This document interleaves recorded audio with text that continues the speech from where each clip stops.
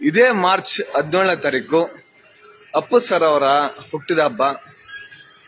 ಈಗ ನಾವು ಥಿಯೇಟರ್ ಅಲ್ಲೇ ನಿಂತ್ಕೊಂಡು ಅಪ್ಪು ಸರ್ಗೆ ವಿಶ್ ಮಾಡೋಣ.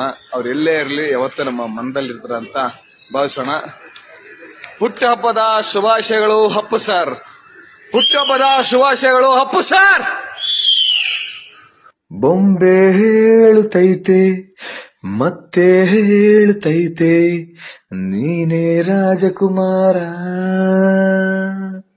ಹೊಸ ಬೆಳಕೊಂದು ಹೊಸಿಲಿಗೆ ಬಂದು ಬೆಳಗಿದೆ ಮನೆಯ ಮನಗಳ ಇಂದು.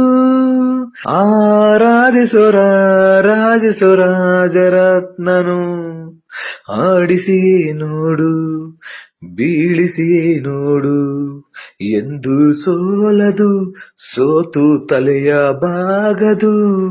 ಜೈ ಅಪ್ಪು ಸರ್.